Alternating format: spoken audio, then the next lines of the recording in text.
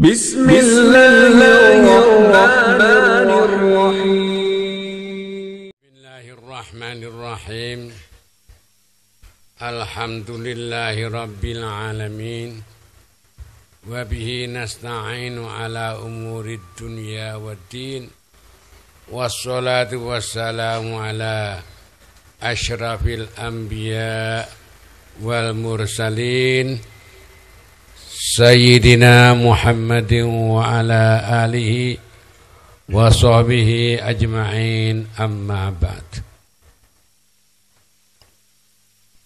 Para hadirin wal hadirat yang saya sayangi dan saya banggakan, alhamdulillah kita sekalian sekarang berkumpul bertemu di tempat ini dalam rangka membaca sholawat kepada Rasulullah Sallallahu Alaihi Wasallam. Mudah-mudahan berkat bacaan sholawat ini tempat yang ditempati mendapat barokah. Kita yang membaca juga mendapat barokah. Saya sendiri pribadi mendapat pengalaman bagus dari sholawat ini. Yang pertama tahun 56. Pada waktu itu saya masih menjadi murid SLTA di Yogyakarta. Satu ketika saya habis berkelahi dengan jin, kalah di sebuah masjid gandean itu. Karena kalah itu 3 hari ini ingin makan terus tapi tidak bisa buang air. Akhirnya hari yang keempat itu saya sudah panas sekali. Saya pesan pada adik saya, nanti kalau saya mati jangan dibawa pulang ke Jepara, supaya saya dikubur di Jogja sini saja, sebab saya datang ke Jogja niat saya mondok. Kalau dibawa pulang nanti hilang syahid saya.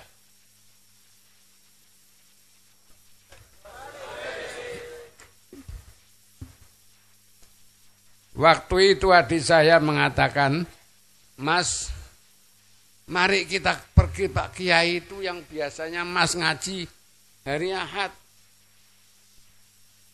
Saya baru diajak, terus saya ikut. Diajak Pak Becak, naik becak. Sampai di rumah Kiai itu sudah jam 1 malam. Lawang pintunya masih terbuka. Tapi Kiai sudah, biasanya kalau lewat jam 10, beliau sudah hanya khusus pada Allah saja, tidak melayani tamu. Saya pun tertidur di rumah Kiai itu. Baru jam 3 malam saya terbangun, terasa mau buang air di rumah Pak Kiai itu. Setelah itu puas saya. Pagi hari jam 7 baru ketemu sama Pak Kiai. Badan saya panas sekali. Pak Kiai, saya mengatakan, Pak Kiai, saya sakit. Pak Kiai itu hanya tersenyum. Tersenyum itu seketika itu panas badan saya hilang. Heran saya. Lalu Pak Kiai itu bilang, Mas, sampan itu gendeng Mas. Kok gendeng Yai? Iya wong bukan penyakitnya dokter, sampan bawa ke dokter. Ya bang, saya sampean habis. Pokoknya sekarang kalau saya ingin sampean sehat, selama 3 bulan sampean tidak boleh pegang kitab apa saja. Jangan kan baca, pegang saja tidak boleh. Nah, pada waktu itu kurang 2 bulan saya mesti harus ujian akhir. Yai, saya 2 bulan lagi mau ujian akhir, bagaimana boleh pegang buku? Pak Kiai marah-marah.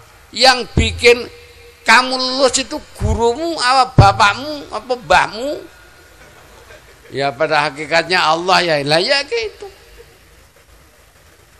Lalu syariatnya bagaimana Pak Kiai saya?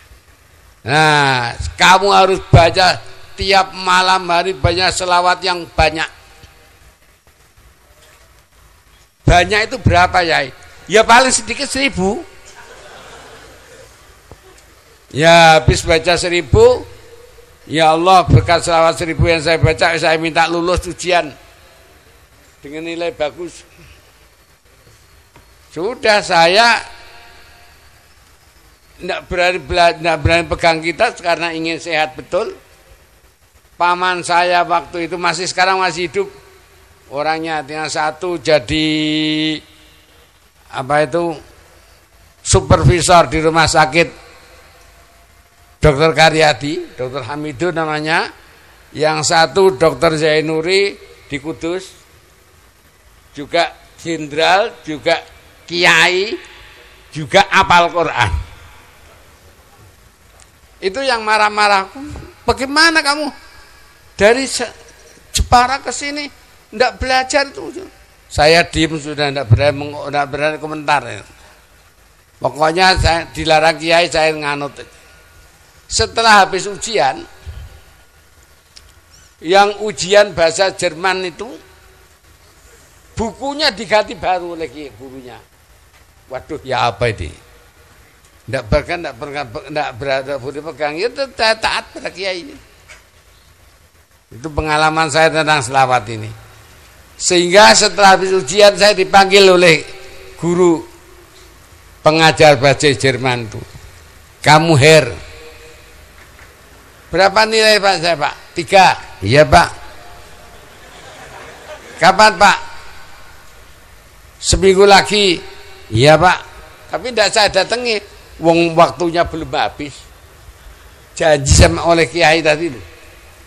Setelah selesai janji dari kiai itu saya datang ke rumah bapak yang mengajar bahasa Jerman. Pak, saya minta ujian Pak. Ujian apa? Ya ujian bahasa Jerman Pak. Dilihat. Lah kamu bodoh Pak. Lu kenapa Pak?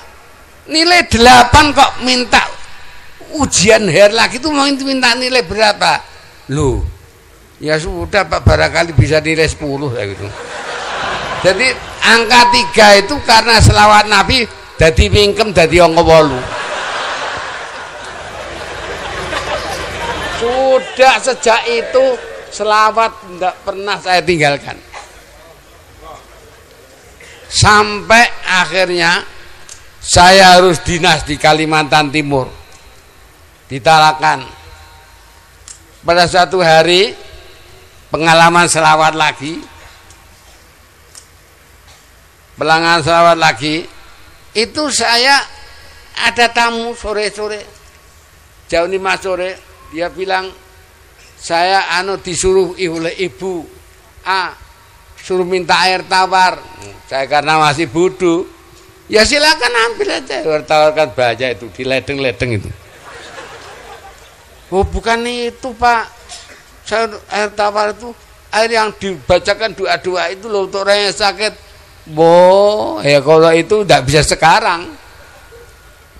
Ambilnya harus besok, harus habis sholat subuh persis.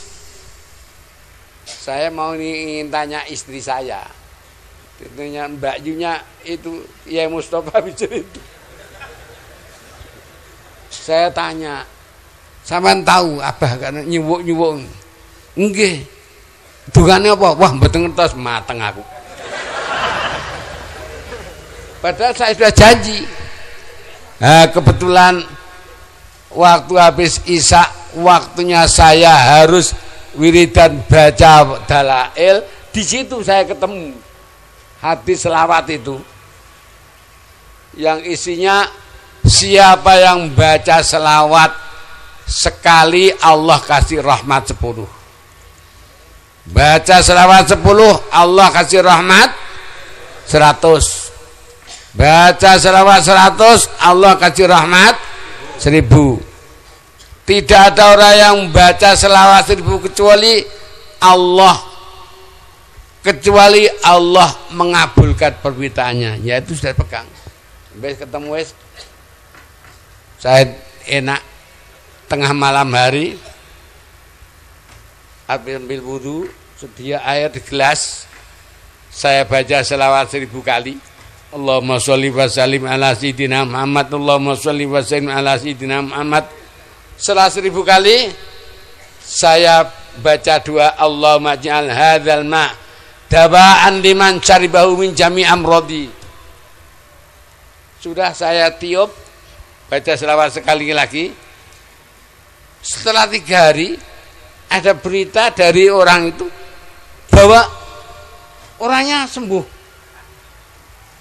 Dan yang sakit itu sebetulnya orang sudah sakit sudah 4 bulan di rumah sakit umum, dirawat oleh dokternya, suruh cari obat luar.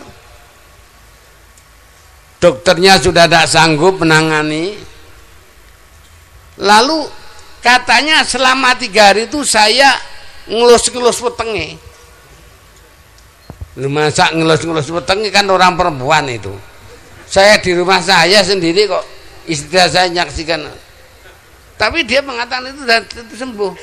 Nah, sejak itu maka di Kalimantan Timur itu terkenal katanya ono guru agama sing pinter nyuwuk. Ya kan sampai penyakit apa saja itu minta ke rumah. Ya itu kalau tidak kabur baca selawat diambilkan oleh istri saya air dari jeding, kan sudah dipakai wudu itu. Akhirnya wudu diminum ya sembuh. Itu pengalaman selawat. Sampai satu ketika saya harus ke Samarinda naik kapal milik pribadi gubernur Bab Aji Pangeran Tumbung Pranoto. Kapalnya kena angin puting beliung di Tanjung Makaliat. Itu semua kelas sudah mabuk. Saya sadar, wudu, naik ke anjungan atas, saya ajak adzan malaikat sing tukang nyebulangin itu. Ya itu berhenti, terus anginnya berhenti. Nggak, itu pengalaman selawat saya. Sampai sekarang ini kalau ada orang yang penyakitnya aneh-aneh datang ke Mergosono, wes insyaallah saya dibacakan selawat 1000 kali. Kalau tidak mempan 10.000 kali. Insyaallah kabul, insyaallah. Maka itu saya kalau diundang ke sini itu sebetulnya sayang mau tidak datang. Hanya kalau datang kok tepak wayai mulang. Saya kira cukup sekian pengalaman selawat saya. Ini pengalaman saya berkat selawat Nabi. Sampai tahu sekarang saya bikin pondok sampai tingkat 3.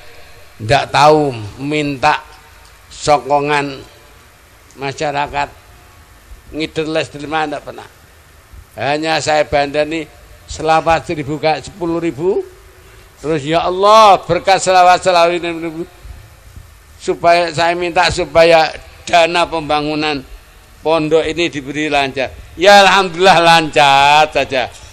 Uang yang datang juga ada, tapi tidak habis-habis. Habis-habis. Itu berkat selawat tadi, insyaallah kita akan dilonggarkan dari rezeki kita ya. Dan insyaallah anak saya sampean lihat ndak ono kiai anake songo iso maca kitab kabeh 1 sampai 9 dan semua jadi sarjana semua. Tinggal 3 yang S1, yang lain tuh S2, S3. Dan bandanya bondone selawat Nabi. Kalau anak saya ada yang minta ujian, udah.